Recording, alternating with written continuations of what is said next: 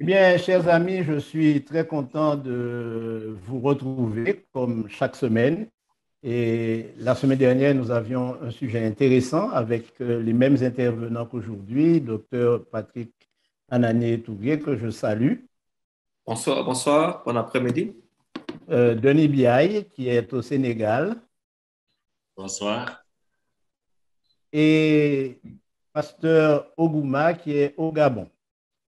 Bonsoir à Alors, tous. bienvenue. Je rappelle que docteur Etougué est à Trinidad. Et nous, nous sommes en Guyane française avec nos amis de la Guadeloupe, de la France, des États-Unis, de l'Afrique centrale, de l'Afrique de l'Ouest et de la Martinique et bien entendu de la Guyane à qui nous souhaitons la bienvenue et aussi une bonne après-midi, une bonne soirée selon que le soleil est encore levé ou qu'il est en train de se coucher ou qu'il est couché. Aujourd'hui, nous avons un thème intéressant, très, très, très intéressant, puisqu'il s'agit de définir qui sont les saints. Alors, je poserai la question à mes intervenants, qui sont les saints? Et si Dr Etougué, comme d'habitude, a préparé une présentation, nous lui donnerons donc la priorité pour cette présentation. Pasteur Etougué. OK, voilà, j'ai préparé quelque chose. J'ai eu un peu de temps après les classes, depuis la semaine quand j'ai su le sujet. Rapidement, je vais donc essayer et puis les autres vont arriver. Alors, qui sont les saints? Déjà, je voudrais dire que ici, les saints, chez les Grecs, à côté du culte des morts pratiqué par la famille, hein, tous les fratères et patères aussi la faisaient, existait le culte des héros auquel participait une corporation, une cité ou un État qui était attaché à cet héros-là, comme Hercule, comme ainsi de suite. Le culte était lié à la tombe du héros en question. C'était un culte funéraire et par conséquent radicalement différent du culte offert aux dieux. Tandis qu'à ces derniers, on sacrifiait des béliers et des taureaux de couleur claire. Les animaux immolés aux héros étaient de couleur sombre. La victime dont était offerte aux héros était entièrement consumée. Les hommes devaient s'abstenir de goûter à sa chair alors qu'ils étaient permis de manger les offrandes destinées. En Grèce comme ailleurs dans l'Empire romain, il était interdit en principe d'inhumer les morts à l'intérieur des villes. Mais pourtant, à un moment donné, cela a commencé à se faire. Alors, ailleurs, qu'il s'agisse d'un sentiment religieux bien profond dans les couches populaires européennes, nous sommes dans l'époque moderne, on a la preuve dans le fait que le culte des morts finit par être toléré, sinon assimilé par le christianisme, vers le 3e, 4e siècle. Le culte des saints donc se développe comme un prolongement et une amplification du culte des martyrs. Et ça, c'est très important. C'est très important à savoir. Le point de départ est toujours la tombe et la légende qui révèle sa découverte miraculeuse. Donc, il y a eu donc une dévotion populaire qui était si forte que le pape Damas, en 384, organisait lui-même le culte des saints en cherchant les tombeaux des martyrs oubliés dans les catacombes et en leur consacrant des épitaphes, autrement dit, comme l'observe judicieusement Jacobsen en leur procurant une légende plus tard, on transfère les tombes des saints à l'intérieur de l'église et après, en dessous de l'autel. Donc, la plupart des églises catholiques romaines ont des ossements des saints en dessous de l'autel. Alors, pour continuer cette histoire historique, il y a certes une grande différence entre la conception chrétienne de la sainteté, de la capacité d'intercession des saints et les différents types de pré-chrétiens du culte. Vous devez donc comprendre donc que par leur propre mode, qui est des sens spirituels, parce que les saints sont spirituels. Paul disait aux saints qui sont à Éphèse. Les ancêtres sont non seulement plus sages et plus puissants que les vivants, mais aussi plus proches de Dieu. Par conséquent, pour les païens, ils servent des médiateurs entre la divinité et les hommes. Ils sont capables d'intercéder auprès de Dieu au profit de leurs descendants et de l'ensemble des vivants. Ça, c'est la conception catholique romaine qui est pagano-chrétienne. Il a expliqué que cette gravure, par exemple, avec les nimbus là, empruntés à l'Odyssée, représente Ulysse et Circé. Au moment où le héros, ayant bu impunément la coupe enchantée, grâce à l'antidote qu'il lui avait donné Mercure, on sait en effet que Circé avait une coupe d'or comme la déesse babylonienne tire son épée et s'avance pour venger son compagnon. Donc ce tableau donc ajoute l'auteur des Pompéiens est remarquable car il nous montre l'origine de la forme affreuse et dépourvue de sens qui entoure les têtes des saints, qu'on appelle nimbus ou auréola, qui est défini comme le fluide lumineux qui entoure la tête des dieux. Donc c'est encore sorti du paganisme. Et pour terminer, Rome, cependant, pour développer le système babylonien, a suppléé à cette lacune au moyen des reliques des saints. Aujourd'hui, les reliques de Saint Paul, de Saint Pierre ou de Saint Thomas et de Saint Laurent au Tol occupent dans le culte de la papauté la même place que les reliques d'Osiris en Égypte ou de Zéoras en Babylonie. Alors, dans la litanie de la messe, voici comment on enseigne aux spectateurs à prier. Dieu mystérieux, mon sauveur, ayez pitié de nous. Ça, c'est dans le paganisme. D'où peut venir dans cette invocation au Dieu caché, sinon de l'ancien culte des Saturnes, le Dieu caché comme la papauté, a canonisé le Dieu babylonien sous le nom de Saint Denis, le martyr, de même sous son nom de Saturne, se trouve enrôlé dans le calendrier le 29 mars, en effet, est la fête de Saint Saturne, le martyr. C'est sous le nom classique bien connu de Bacchus, donc, que Denis a été ouvertement canonisé et proposé au culte des fidèles dans l'Église romaine. Pour terminer, s'il paraît incroyable que Satan ait été canonisé par la papauté au Moyen-Âge, on remarquera que récemment, encore le dragon, symbole universellement nu du diable, était adoré par les papistes de Poitiers sous le nom de saint. Ça, c'est dans ce livre « Bulletin des antiquaires de France » à la page 464, volume 1.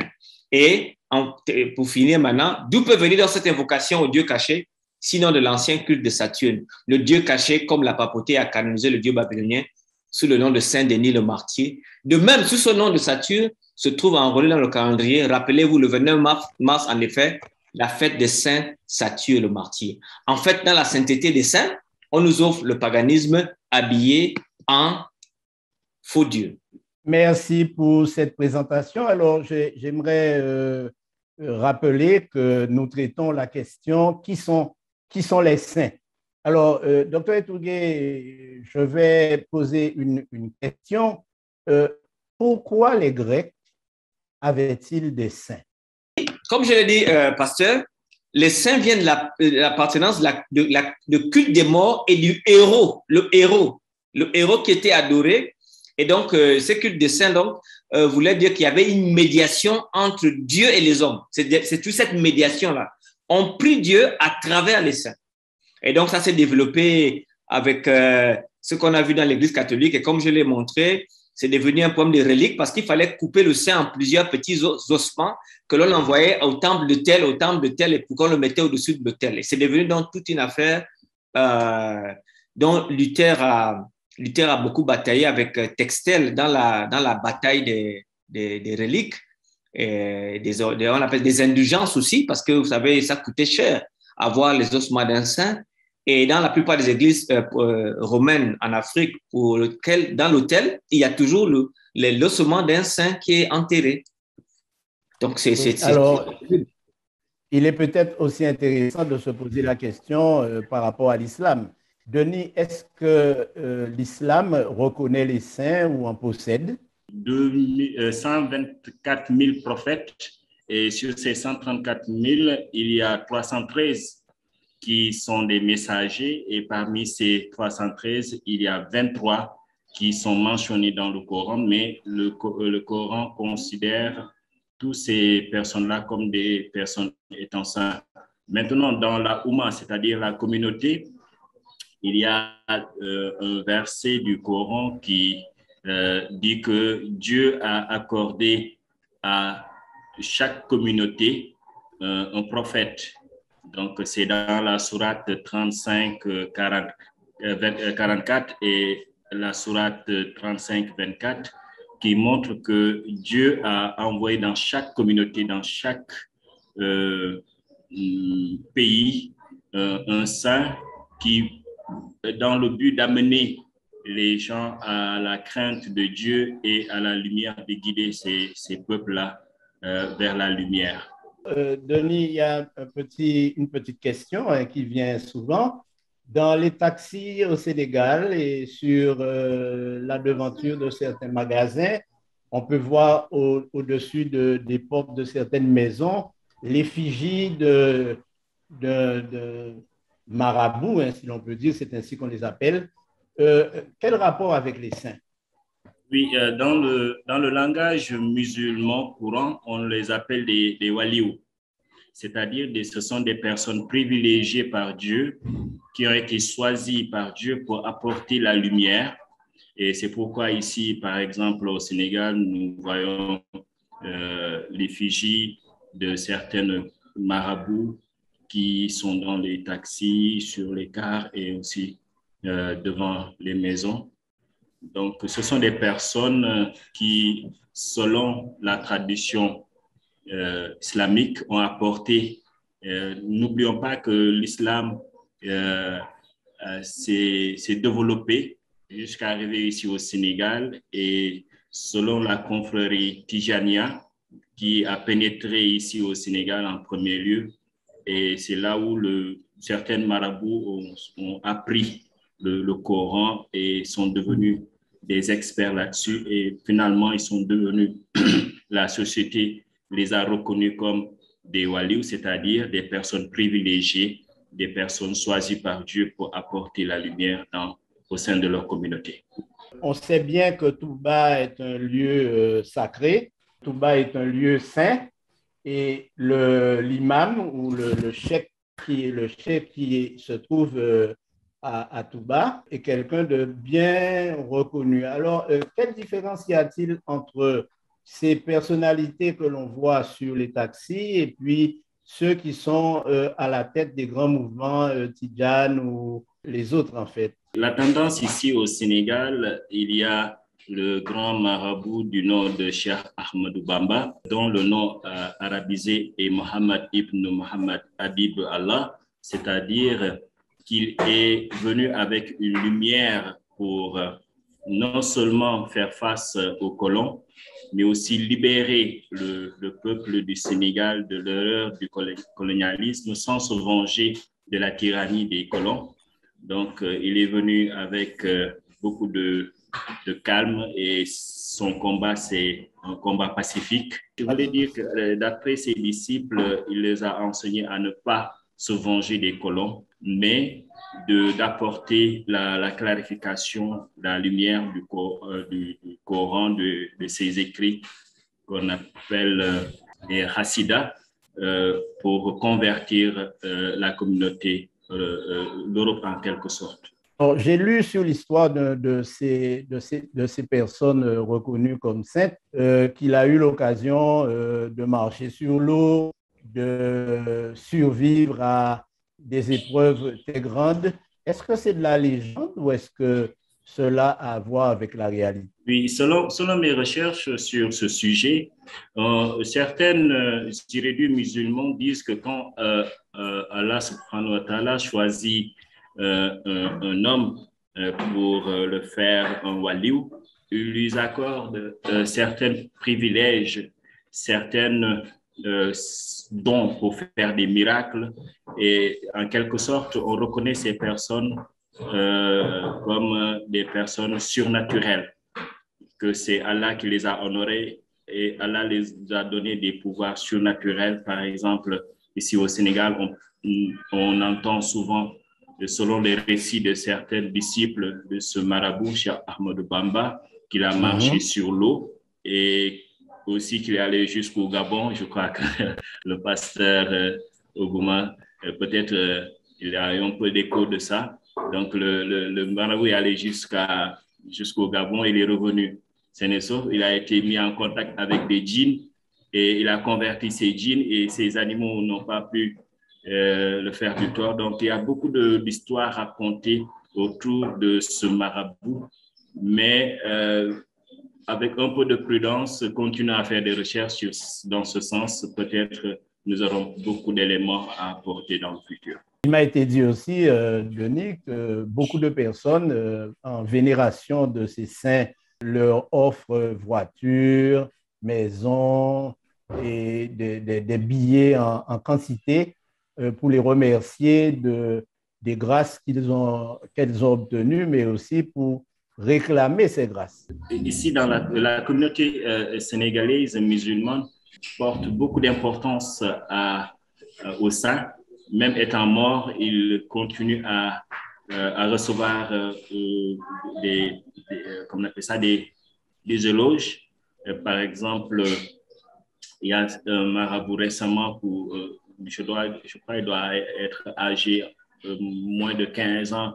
Il y a un de ses disciples qui lui a offert un Pajero, la voiture Pajero. Donc, parce que selon la philosophie musulmane, un saint peut communiquer au-delà de la tombe. Donc, c'est ce qui fait que même étant mort, il continue à être vénéré parce qu'ils pensent que sa voix peut aller au-delà du tombeau. C'est pourquoi ils continuent à recevoir certaines éloges et certains cadeaux de leur vivant aussi. Ils pensent qu'ils peuvent intercéder en leur faveur et d'où ils reçoivent des cadeaux de plusieurs centaines de millions ou des maisons ou autre chose.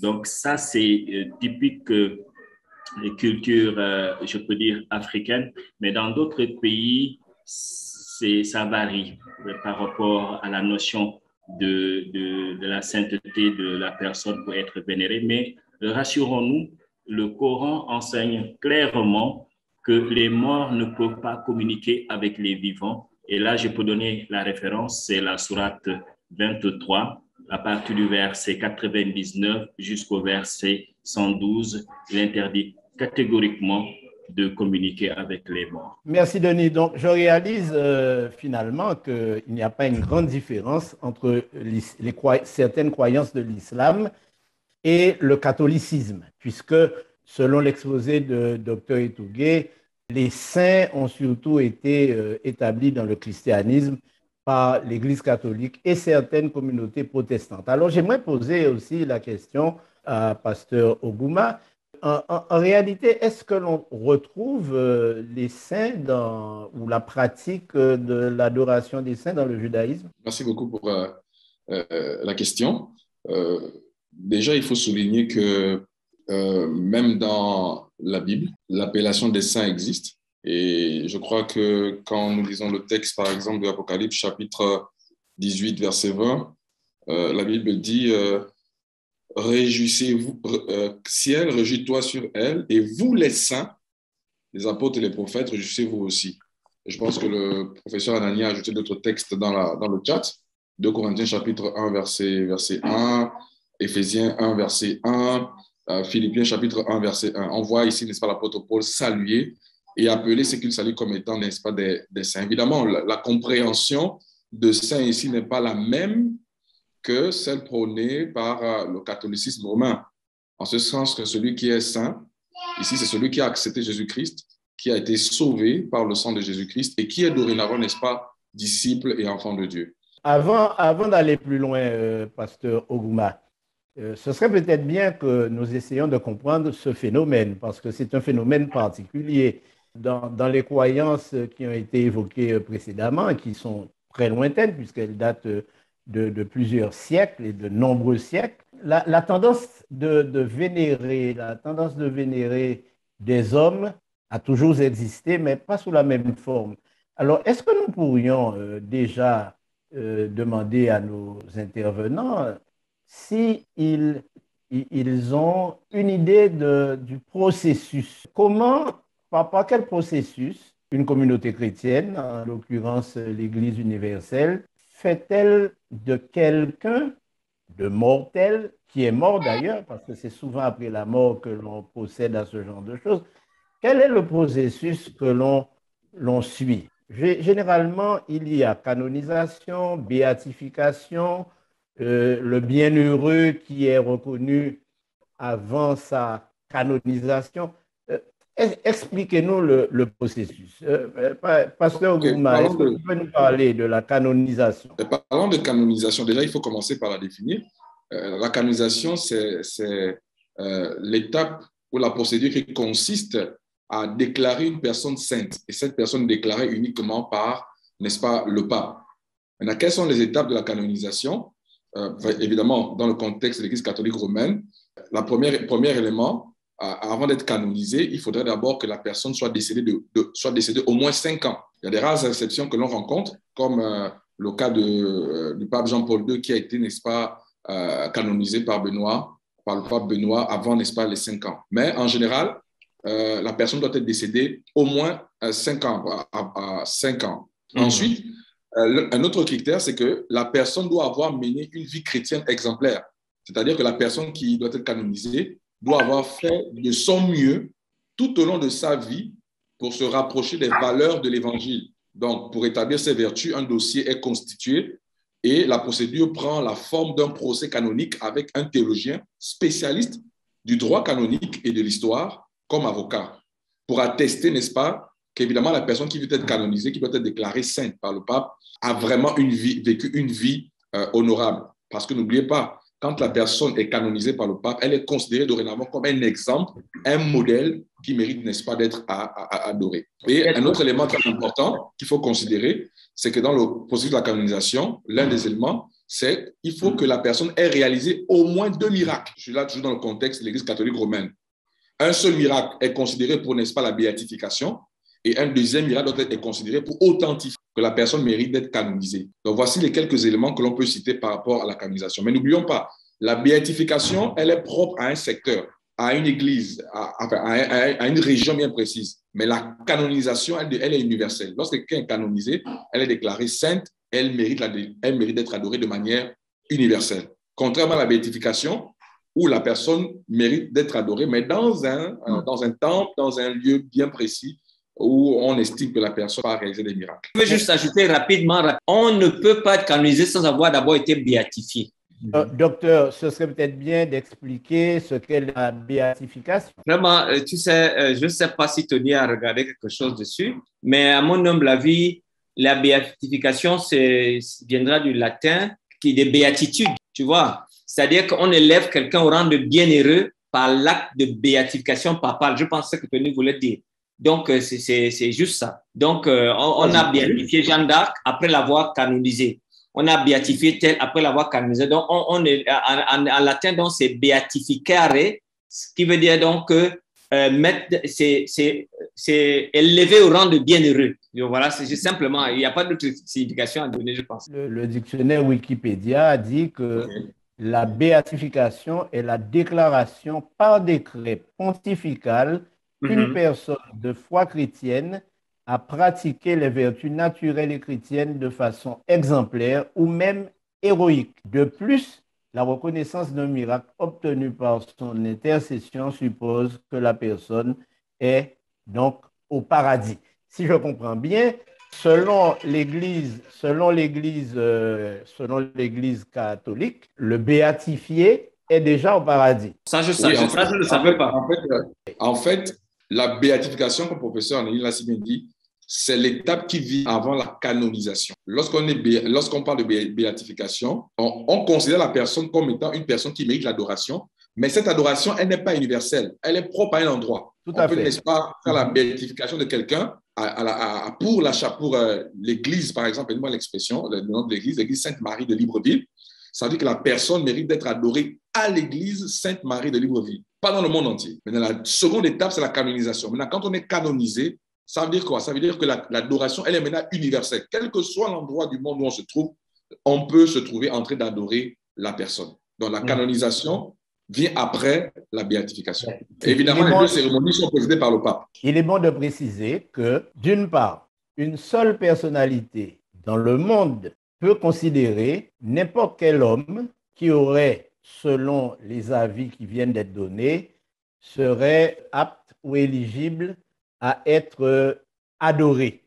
Alors, nous sommes maintenant dans le contexte et j'aimerais continuer à poser la question telle que je l'avais initiée. Qui sont donc les saints? Nous avons vu qu'il y a des saints grecs, des saints musulmans, des saints catholiques.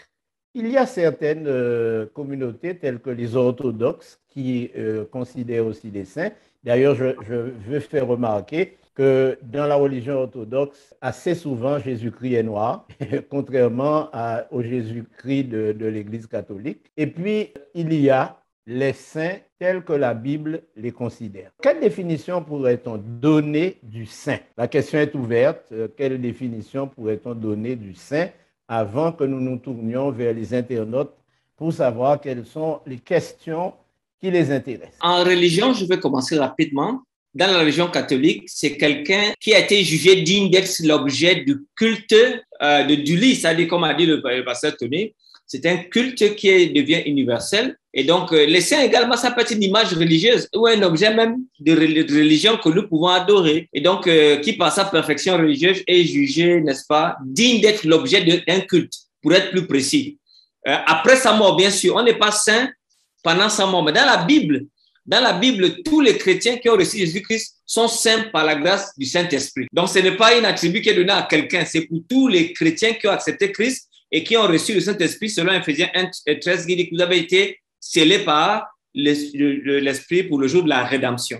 C'est pour ça que Paul pouvait même dire à l'Église la plus païenne du Nouveau Testament, les Corinthiens, que les saints en Jésus-Christ. Donc voilà, mais les saints, donc, comme le pasteur Tony a présenté, c'est les saints d'une autre sphère. Si je comprends bien, puisque dans l'Église universelle, il faut être mort pour être saint, ce qui signifie qu'on a mené une vie sainte, mais ce n'est que lorsqu'on est mort qu'on reconnaît cette vie.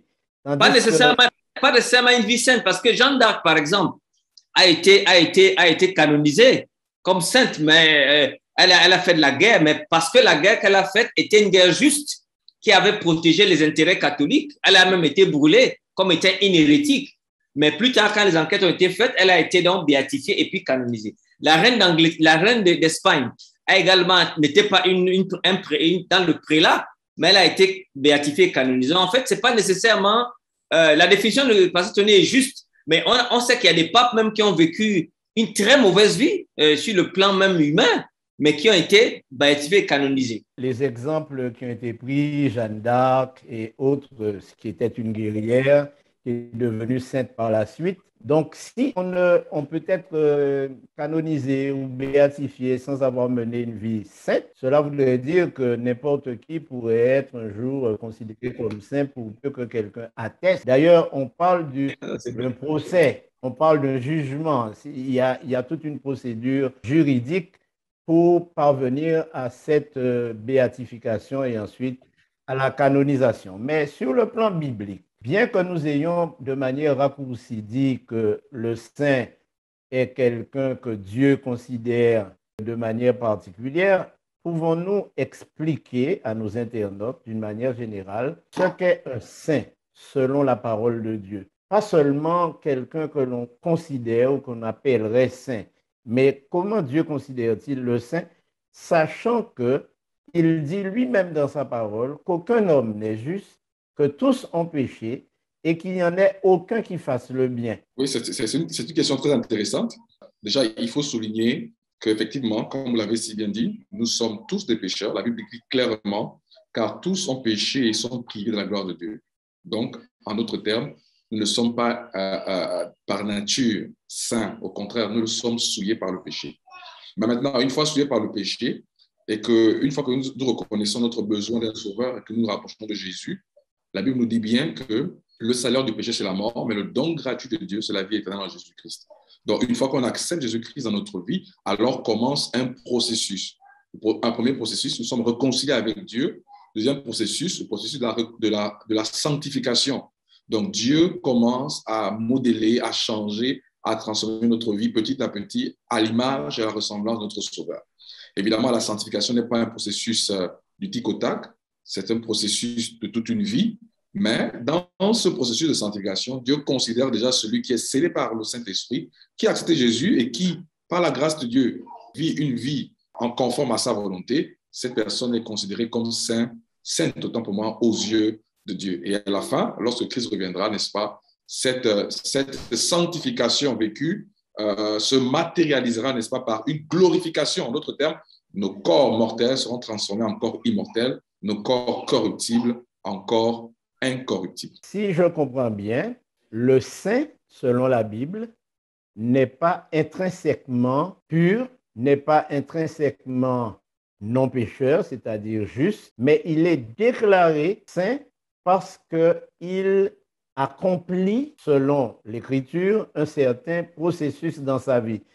Docteur Etougé, est-ce que tu peux nous expliquer quel est ce processus de sanctification qui fait que quelqu'un peut espérer être considéré comme saint par le Seigneur? L'apôtre Paul dit, nous avons été appelés à être saints par vocation.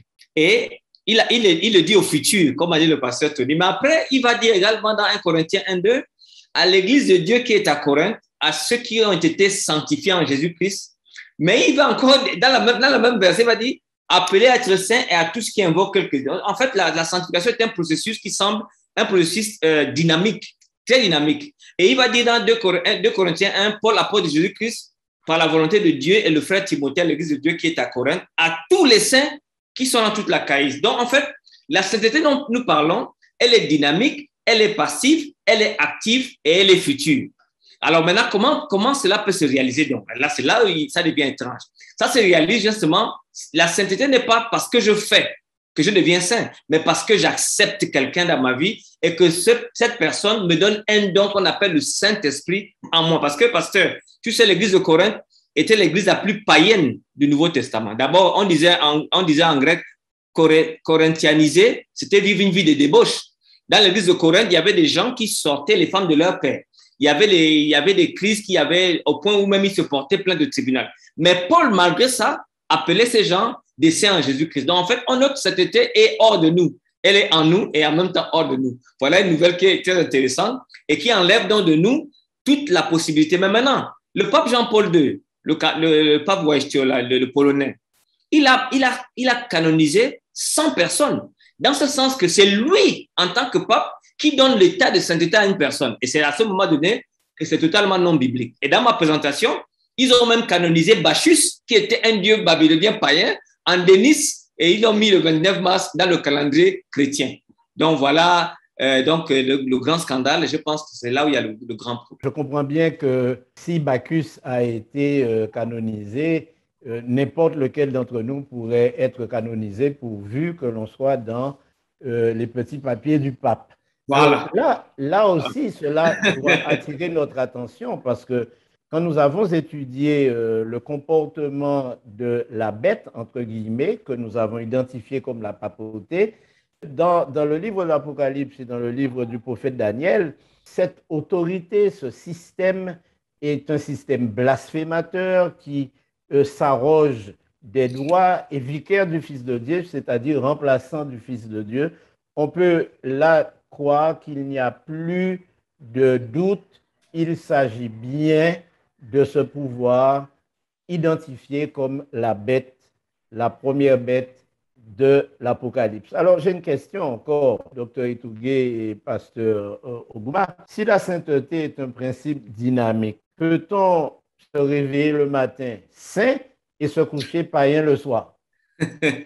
La pasteur te dit. Ou l'inverse d'ailleurs, ou l'inverse. La bonne nouvelle, c'est que nous sommes sanctifiés par la présence du Saint-Esprit dans nos cœurs. Et ce Saint-Esprit a été donné une fois pour tous, parce que le texte qui est utilisé, c'est Éphésiens 1,13 qui dit « scellé pour le jour de la rédemption ». Mais dans le chapitre 4, l'apôtre Paul dit « attention d'attrister le Saint-Esprit pour lequel vous avez été rendus saints ». Donc ça veut dire qu'on peut perdre l'état de sainteté, mais pas en un espace de quelques heures. C'est donc un déni, ce que beaucoup de gens appelleraient le péché contre le Saint-Esprit. Et lorsque vous l'avez fait, alors vous perdez donc cette capacité. Autre chose encore, il y a même dans l'apôtre Paul, quand il parle des femmes qui ont pour époux des païens, l'apôtre Paul dit que l'époux païen et les enfants qui sortent de cette union sont sanctifiés par la femme qui est religieuse. Donc, c'est une chrétienne dans un mariage avec un époux païen communique donc la sainteté qu'elle reçoit de Jésus-Christ à travers les enfants et son époux qui est païen.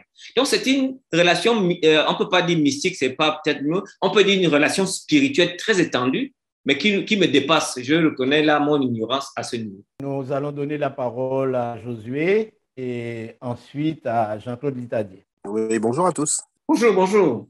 Bonjour. Je voudrais qu'on rectifie quelque chose. Enfin, je souhaite que ce que je vais apporter permet d'avoir un autre éclairage. Le Saint-Esprit nous est donné pour nous convaincre de péché, de justice et de justice. Mais c'est la vérité qui nous sanctifie. Le texte dit « Sanctifie-les par ta vérité, ta parole est la vérité ». Donc, ce processus dynamique qui nous sanctifie, c'est le processus d'acceptation de la vérité qui est progressive. La problématique, c'est que nous pensons que nous avons la vérité parce que ce que nous avons appris est quelque chose d'acquis. Mais malheureusement, ce n'est pas ce que dit le texte.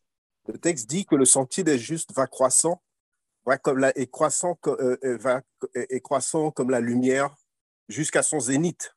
Donc, c'est un processus évolutif. Et c'est à travers l'évolution de ce processus que nous sommes sanctifiés, à condition, bien sûr, d'accepter que les messages que nous recevons, de les étudier et que ce sont ces messages qui sont des vérités que le Seigneur nous envoie. Et c'est au fur et à mesure que nous les acceptons que cette vérité va non seulement nous sanctifier, mais en plus, elle va nous libérer, puisqu'elle dit que c'est la vérité qui nous affranchit. Donc, c'est pas simplement, c'est pas, et une fois qu'on a compris, le Saint-Esprit nous est donné, le texte dit que le Saint-Esprit est donné à ceux qui lui obéissent. Donc, il se pourrait que nous ayons le sentiment d'être dans la vérité, mais que nous n'ayons pas, nous ne recevons pas l'Esprit parce que nous n'obéissons pas au principe qui nous a été donné et dans ce processus d'évolution. Donc, Oui. je suis désolé, mais je pense qu'il faudrait qu'on rectifie ça. Voilà. Il n'y a pas à être désolé parce que là, cela nous oblige à définir la vérité sanctifiante. Jésus a dit, vous sondez les Écritures parce que vous espérez trouver en elles la vie éternelle. Ce sont elles qui rendent témoignage de moi. Et le verset suivant qu'on ne cite jamais est « Et vous ne voulez pas venir à moi pour avoir la vie ». Donc, apparemment, le processus de sanctification passe par une connaissance littéraire, mais aussi par une expérience personnelle avec celui qui est la vérité et qui donne la vérité, en fait. Jean-Claude Litadier voulait parler. Josué, tu reprendras la parole dans un moment. Oui, pasteur. Bonsoir tout le monde. Tu as répondu un petit peu à ma question, pasteur, parce que j'allais poser la question dans le sens que on a dit que une fois qu'on accepte Jésus, on est sanctifié, il nous donne le Saint-Esprit pour nous sanctifier. Mais j'allais poser la question, est-ce qu'il n'y a pas une première démarche avant qui permet à Dieu de nous aider à marcher, de nous sanctifier pour nous permettre de marcher dans cette sanctification? Parce que pour moi, avant, il y a l'acceptation, comme tu as dit, il y a l'acceptation avant de Jésus pour que nous puissions arriver à marcher dans cette sanctification, parce que sans l'acceptation de Jésus avant, on ne peut pas marcher dans cette sanctification. D'après moi, c'est ça, la question que je posais, c'est que est-ce qu'il n'y a pas une première démarche avant que la personne qui va croire en Jésus doit faire pour qu'il puisse marcher dans la sanctification et continuer dans la sainteté? Je laisse le soin à mes intervenants. Je voudrais vous donner certains parce que vous savez, quand on a une théologie basée sur un seul texte, c'est souvent ça qui est un problème. Je vais lire plusieurs textes. Jean chapitre 10, verset 36. C'est lui que le Père a sanctifié et a envoyé dans le monde. Vous lui dites, tu blasphèmes. Jean 17, verset 17. Agiasmo, sanctifie-les par ta vérité, ta parole est la vérité. C'est une sanctification active. Jean 19, verset 19, Jésus dit, je me sanctifie moi-même pour eux, afin qu'ils soient sanctifiés par la vérité. 1 Corinthiens 7, 14 dit, car le mari non croyant est sanctifié par la femme et la femme non croyante est sanctifiée par le mari. Est-ce qu'elle lui verse les versets bibliques sur la tête ou comment? 1 Thessaloniciens chapitre 5, verset 23, que le Dieu de paix vous sanctifie lui-même tout entier, que toute votre tête, l'esprit, l'âme et le corps soient conservés irréprochables lors de l'avènement de son retour. 1 Timothée 4, 5, parce que tout est sanctifié par la parole de Dieu et par la prière. Donc, il n'y a pas que la parole seulement. Il y a aussi la prière.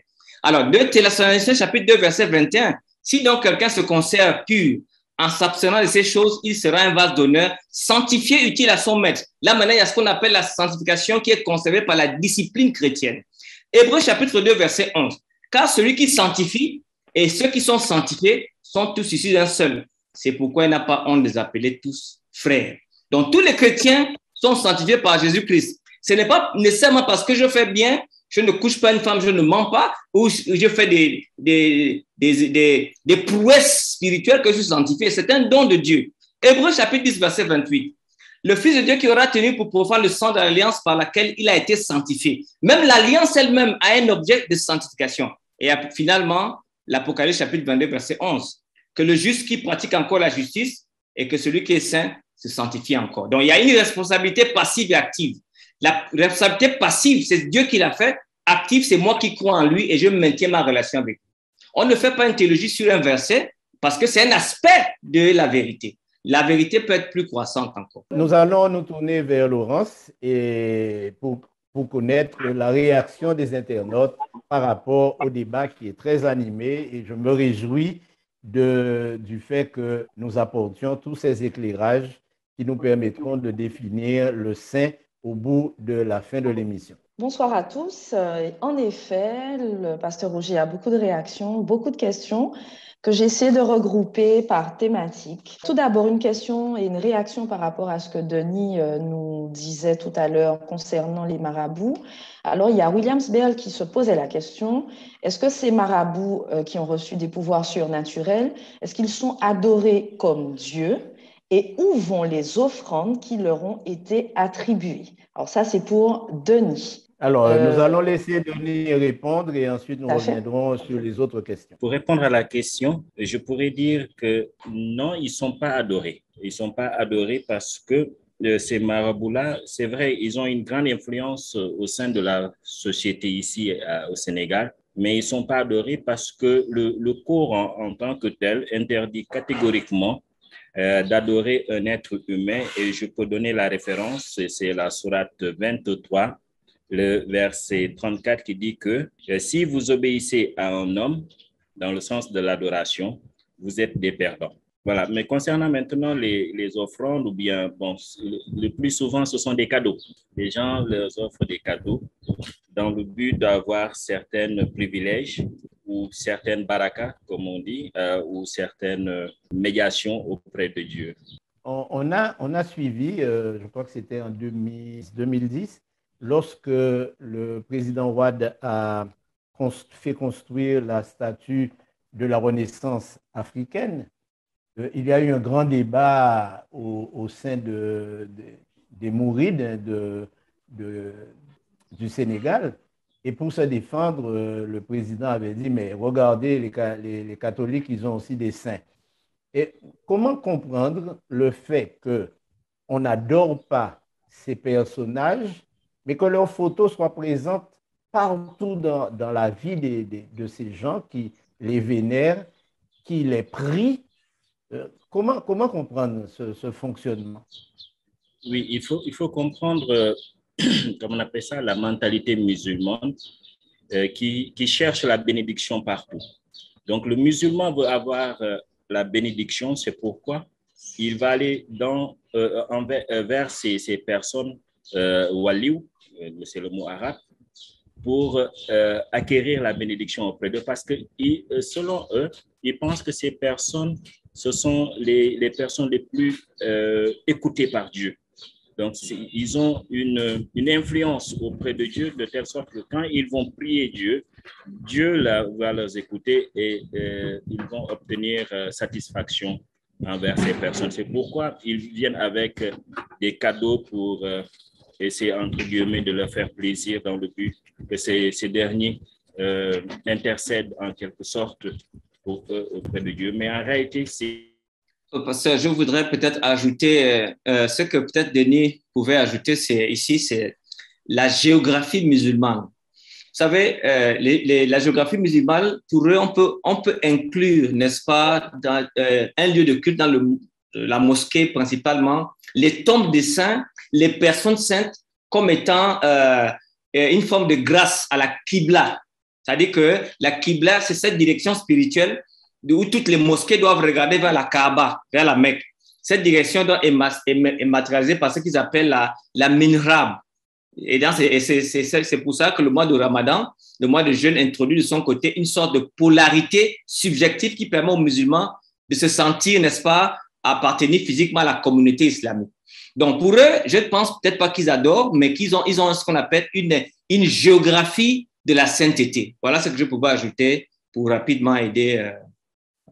Oui, c'est vrai, j'ai eu l'occasion de visiter des mosquées en Turquie et dans d'autres pays et je me suis rendu compte que dans presque chaque mosquée, il y a une personnalité dont le tombeau est présent et qui est vénéré dans la localité, ce qui laisse supposer qu'il y a beaucoup d'intermédiaires, ce qui est surprenant puisque l'islam n'est pas une religion polythéiste.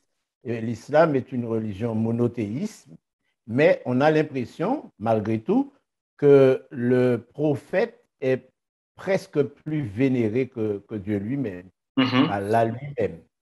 Et ça, c'est un peu étrange. Et puis, regarde, le Haram al-Sharif signifie les lieux saints de la Mecque. La Mecque est seule, mais c'est considéré comme plusieurs lieux de sainteté dans les géographies. C'est ça. Alors, nous allons revenir à Laurence pour les autres questions. Oui, tout à fait. Alors, nous avons encore d'autres réactions. Je vais donc choisir une question par rapport aux saints de l'Église catholique, puisque nous avons 2 questions qui les concernent. Un internaute a écrit « Que penser des miracles que Padre Pio a fait ?» Que penser des miracles que Padre Pio a fait? Et dans la même lignée, nous allons aussi mettre en parallèle cette question. Est-ce mal d'admirer quelqu'un dont la vie a été marquée par des actions extraordinaires, une vie marquée de piété, d'humilité et de miracles? Bon, à part Padre Pio, vous devez comprendre que tous les saints ne furent pas des martyrs. On a canonisé des gens comme des ermites, comme Saint-Antoine, Saint-Gilles, des évêques comme Saint-Germain. Je disais non, pasteur, que Padre Pio et ses miracles, il y a dans le vocabulaire de la religion, la vénération, c'est un profond respect qui peut être dû à une chose sacrée, à un saint ou à une divinité. C'est-à-dire que ce qu'on donne à une personne comme une sainte, on peut la donner à Dieu. Donc, il n'y a aucune différence en réalité, quoique avoir de la vénération pour quelqu'un, c'est devenu dans le langage courant de l'admiration. Alors, dans ce sens, les miracles ne prouvent pas tout.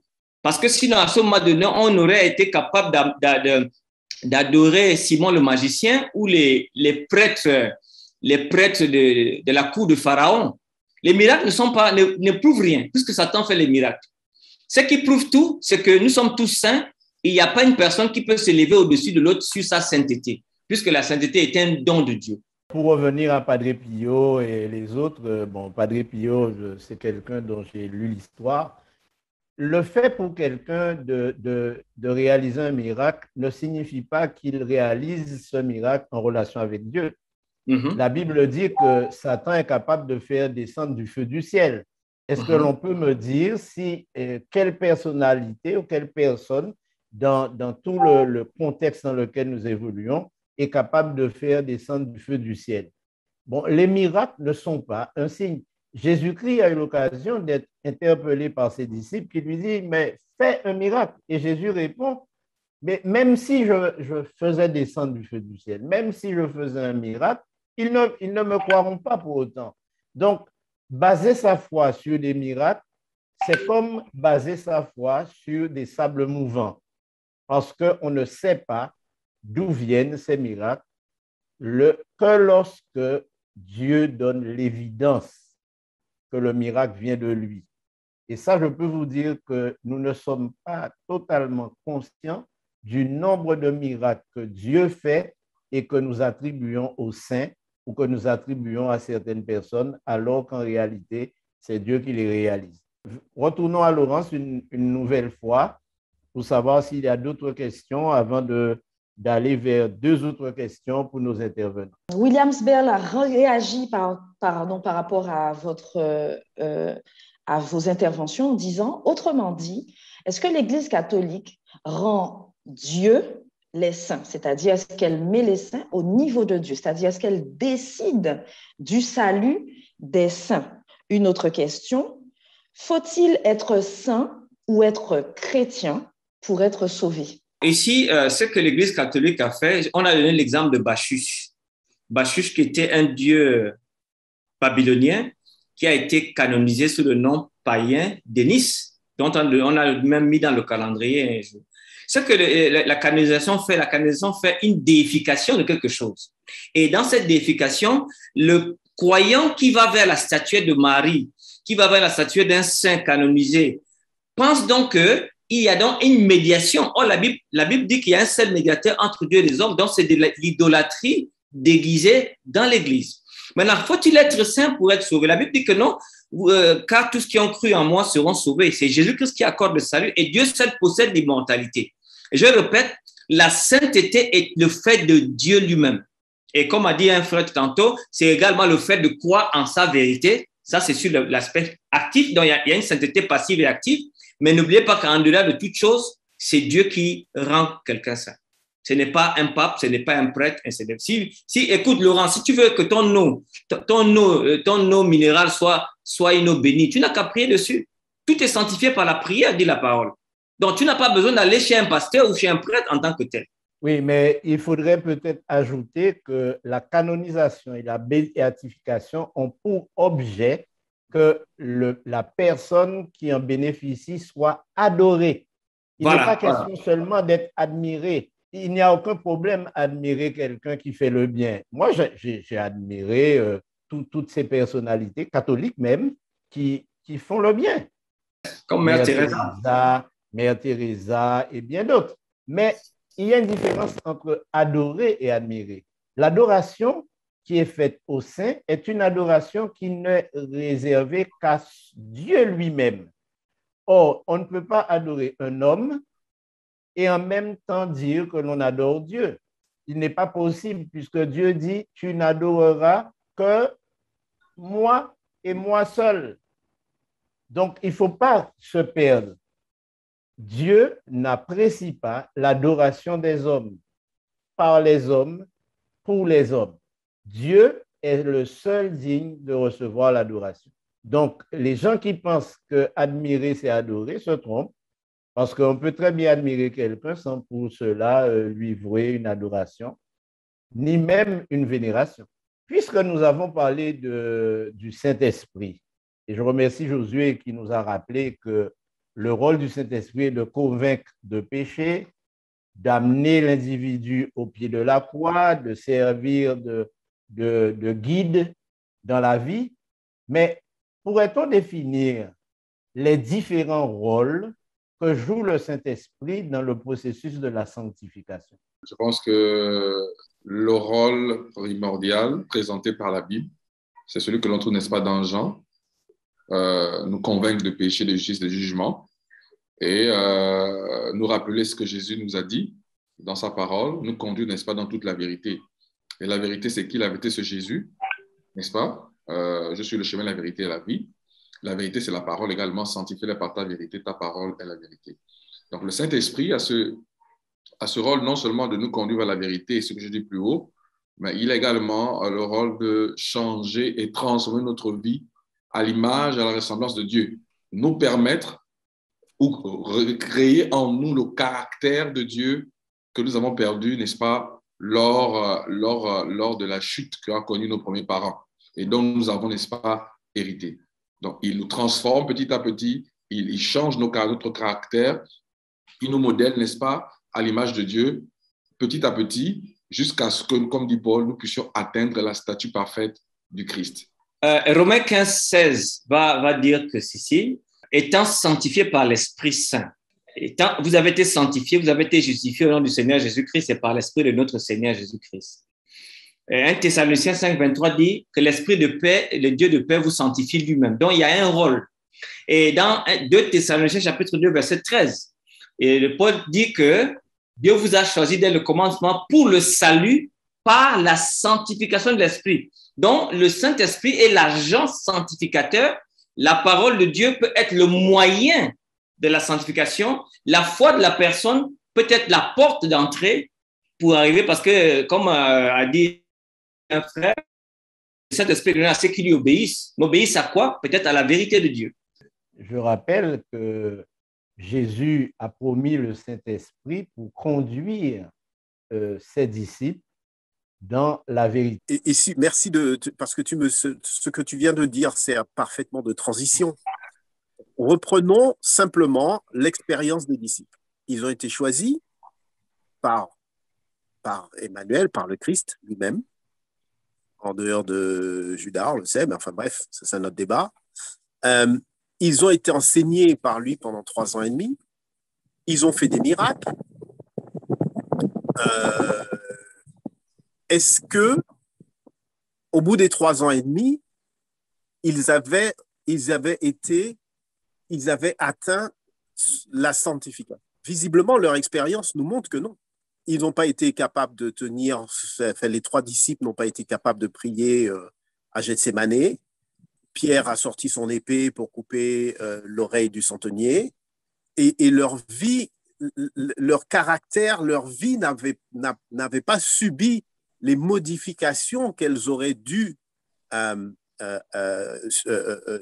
transformations qui auraient dû se produire au contact même du maître. Il se trouve que le processus n'a été effectif que lorsqu'ils ont compris qui il était. Ils ont donc accepté, à ce moment-là, ils l'ont accepté dans la perspective et la vision que lui voulait qu'il soit défini, c'est-à-dire comme étant le Messie et le Sauveur du monde, parce que jusque-là, ils pensaient qu'il était venu comme un Messie temporaire. Et à partir de là où ils vont être dans la vérité, c'est-à-dire qu'ils vont comprendre le sens exact de la mission du Christ, qu'il est venu pour être le sauveur du monde, l'agneau de Dieu qui ôte le péché du monde, ils vont accepter finalement l'enseignement qu'il leur avait donné va leur revenir et ils vont l'accepter comme tel. Et ensuite, 40 jours après, ils vont recevoir l'Esprit en puissance. Et à partir de là, ils vont commencer à vivre une vie sanctifiée, c'est-à-dire une vie où l'amour était au centre de leur motivation. Parce que c'est ça la finalité de la sanctification, c'est de nous rendre semblables à notre Créateur pour que l'amour soit au centre de toutes nos motivations. Jésus a eu l'occasion de dire à Pierre, lorsque tu seras converti, affermis tes frères, et cela il le lui disait avant de quitter ses disciples. Ce qui signifie que le processus de la conversion est d'abord un élément premier dans le processus de la sanctification. Ma deuxième question est-ce que la finalité de la sanctification, c'est de devenir un saint ou d'être saint? C'est une très bonne question. Est-ce que la finalité, c'est d'être saint ou de devenir saint? Non, devenir un saint. Ah, devenir un saint. OK, si on utilise ça dans ce sens, devenir un saint, je pense qu'on risque de nous retrouver dans la conception, n'est-ce pas, catholique, n'est-ce pas, qui veut qu'à un certain moment, au nom de ce que le pape aurait décidé, quelqu'un peut devenir un saint. Et je ne pense pas, je reste, n'est-ce pas, ouvert à toute correction, je ne pense pas que c'est là l'objectif de la Bible, être un saint dans ce sens. Mais par contre, il faut que l'on comprenne, et je pense que les autres l'ont si bien dit, la sanctification est un processus. Le Seigneur nous conduit tout au long de notre vie dans un processus, le processus de la sanctification. Et ce processus de la sanctification, nous n'atteignons pas la perfection, c'est-à-dire il n'y a pas un moment de notre existence pour dire, bon, là, je suis parfaitement saint. Non, c'est un processus. Une fois qu'on a Jésus, nous sommes gardés dans l'état de sainteté par le Saint-Esprit qui vient en nous et par les différents agents, la parole de Dieu, la méditation, l'étude, et j'en passe, la prédication, l'évangélisation, qui nous rend, n'est-ce pas, actifs et qui nous aident, n'est-ce pas, par la grâce de Dieu et par la puissance de cet esprit, à refléter petit à petit le caractère de Jésus. Et cet état prendra fin uniquement lors du second avènement de Jésus. Et Paul le dit. Pasteur Gouma, qu'est-ce que ça signifie être parfaitement saint ou être un saint parfait? Oui, être parfaitement saint, je veux dire que c'est penser qu'à un certain moment de son existence, on atteint le sommet de la sainteté. C'est-à-dire que par les efforts que nous fournissons, un individu peut se dire à ce moment, je suis saint, j'ai atteint un niveau. Or, le professeur l'a si bien dit tout à l'heure, la sainteté n'est pas un acquis. La sainteté est un don. Nous le recevons par l'action qui consiste à recevoir d'abord Jésus. J'accepte Jésus et parce que Jésus est dans ma vie, Jésus me déclare. Je ne pose pas un acte pour être saint. Je ne pose pas un acte pour recevoir la sainteté, mais je suis déclaré saint au nom de Jésus et par Jésus, par l'acte qui consiste à accepter Jésus-Christ dans ma vie comme mon Seigneur et mon Sauveur personnel. Merci. Et puis, tu sais, pasteur Guy Roger, dans l'hébreu, le mot kadosh, quand c'est dans la forme verbale, apparaît toujours dans une forme qu'on appelle le ifil, causatif. C'est-à-dire que c'est toujours quelqu'un d'autre qui cause un pour être saint. Il y a des gens qui pensent qu'ils peuvent devenir saints, ce n'est pas possible. C'est donc dans ces verbes-là, il y a le pia et le fil qui veut dire que Dieu m'a considéré saint, Dieu m'a sanctifié. Même quand tu ferais des choses, des sacrifices pour la sainteté, mais c'est toujours le Yahweh qui t'amène à cet état en te considérant comme tel. Et je vais te surprendre même. Le mot qu'on appelle pardonner à l'Ancien Testament, c'est Nacha, qui veut dire porter les péchés. Ça veut dire en fait, quand quelqu'un a péché, ce n'est même pas encore le pécheur qui porte ses péchés, c'est encore Dieu lui-même qui a porté les péchés à travers l'animal. Donc en fait, ce que je veux dire ici, c'est qu'il faut que l'homme sorte de ce prisme-là que, parce que moi je fais, je suis saint. Dès qu'il y a ça, ça devient l'idolâtrie. Et c'est pour cela que je pense que l'idée papale de pouvoir rendre un être humain, que ce soit Jeanne d'Arc, soit la reine, que ce soit un prélat ou un évêque, c'est une abomination terrible. Parce que Dieu seul possède l'immortalité et seul le Saint-Esprit a cette capacité de convenir à quelqu'un le statut de sainteté. C'est vraiment très grave ce que l'Église donne. C'est très grave. D'ailleurs, on pourrait ajouter qu'il s'agit toujours de personnes décédées, ce qui laisse supposer que l'Église catholique s'inscrit totalement dans le culte des morts, comme les Africains d'ailleurs, et essaie de faire survivre la mémoire du mort à travers une forme d'adoration qui n'est rien d'autre qu'une adoration satanique. Parce que comment peut-on parler de vérité quand la Bible dit que les morts ne savent rien et qu'on nous fasse adorer quelqu'un qui est mort, qui a des dons, qui a la possibilité d'exaucer nos prières et toutes ces choses qui exploitent la crédulité des hommes. Nous approchons de la fin de notre rencontre qui a été très intéressante jusqu'à aujourd'hui. Je veux seulement donner la parole à Laurence une dernière fois pour qu'elle nous dise quelles sont les réactions, s'il y a d'autres questions. Et après, nous poserons la question finale et nous passerons à la conclusion. Il y a effectivement 2 questions qui nous sont parvenues à l'instant. La première nous vient de Diana qui demande comment expliquer Apocalypse 20, verset 6, qui dit « Heureux et saints ceux qui ont part à la première résurrection dont nous sommes à la première ». Alors, elle a mis des points de suspension. J'ai première résurrection, mais je ne sais pas si c'est la première résurrection, il faudrait regarder. Donc, nous sommes aussi appelés saints. Donc, ça, c'est la première question. Comment comprendre Apocalypse 20, verset 6, qui dit « Heureux et saints ceux qui ont part à la première ». 3 points de suspension. Donc, je pense que c'est la première résurrection. Le verset est clair et la réponse est aussi simple.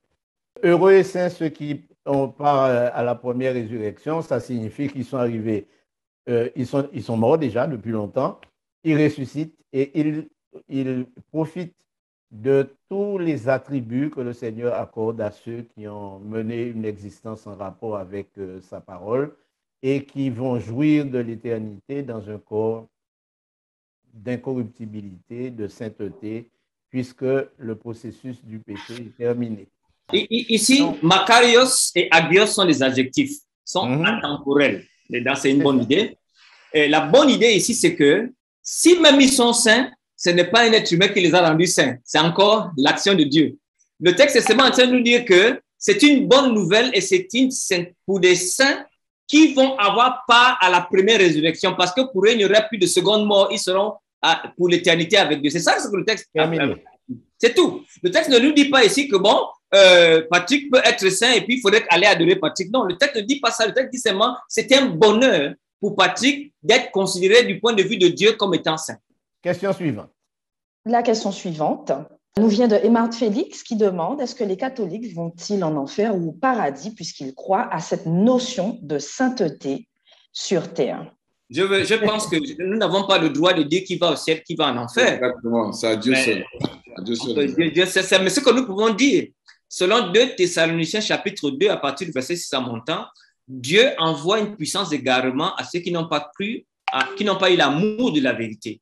Donc, si une personne catholique, un frère, une sœur, s'évertue à croire des mensonges, elle courrait le risque de perdre son salut. Ça, au moins, je peux le dire. Mais maintenant, à le salut définitif, il n'y a que le Seigneur seul qui a cette possibilité de savoir qui, finalement, à la fin, pourrait être sauvé. Nous allons conclure. J'aimerais demander à Pasteur Oguma de répondre rapidement à la question qui a constitué l'objet de notre débat.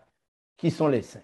La Bible nous enseigne que les saints sont ceux qui ont accepté Jésus-Christ dans leur vie comme leur sauveur et leur Seigneur personnel.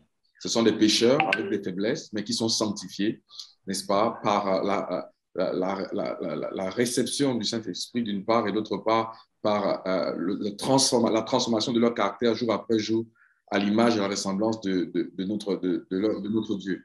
Et par la grâce de Dieu, le couronnement de cette vie de sanctification se fera lors du second avènement de Jésus, où les morts et les vivants, n'est-ce pas, seront transformés en un clin d'œil et retrouveront, n'est-ce pas, ce corps incorruptible et cette vie éternelle qui leur sera accordée. Denis? Pour le mot de la fin, je pourrais dire que les vrais saints, selon le Coran, c'est ceux qui cherchent la piété, l'obéissance parfaite. Ça, c'est la sourate 4, 69 du moins, qui confirme que la vraie sainteté, c'est chercher la piété. Docteur? Le texte de 1 Pierre chapitre 1, verset 2 qui dit « Élu selon la préscience de Dieu, le Père, par la sanctification de l'Esprit, pour l'obéissance et l'aspersion du sang de Jésus-Christ, que la grâce et la paix vous soient multipliées. » La sainteté, donc, c'est un don donné par Dieu à travers son Saint-Esprit et que moi, j'accepte ou que je rejette. Pour l'internaute qui posait la question, est-ce que les catholiques vont en enfer? Nous pouvons lui dire que l'enfer n'existe pas, donc ils n'ont pas risque d'aller en enfer. Toutefois, ils risquent de passer à côté de la vérité s'ils ne la considèrent pas selon les normes que Dieu a établies. Chers amis, la semaine prochaine, par la grâce de Dieu, nous allons aborder un thème extrêmement compliqué, extrêmement délicat, extrêmement difficile, pour lequel je vous demande de prier dès à présent et toute la semaine. Parce que la question qui sera posée, Dieu a-t-il créé la famille ou le couple? J'espère que vous aurez matière à réflexion et que la semaine prochaine, nos intervenants répondront à ces questions avec autant de précision qu'ils l'ont fait aujourd'hui. Je veux donc remercier le pasteur Oguma, qui est au Gabon, je le rappelle, et qui nous suit depuis plusieurs mois au Gabon. Denis Bia, qui est au Sénégal. Merci, Denis, pour les éclairages sur le Coran. Docteur Etougué Anani, qui, lui, est à Trinidad comme professeur à l'Université de la Caraïbe. Laurence, qui est notre co-animatrice. Je veux remercier aussi Josué, Jean-Claude Litadier et tous ceux qui sont intervenus sur YouTube, qui ont posé des questions, et vous dire que nous avons apprécié votre présence, nous avons aussi apprécié votre apport, et nous vous souhaitons une bonne semaine en espérant que par la grâce de Dieu, vous puissiez jouir de ces bénédictions et que vous soyez présents pour répondre à la question: Dieu a-t-il créé la famille ou le couple? Je vous souhaite une bonne semaine. Que le Seigneur vous bénisse.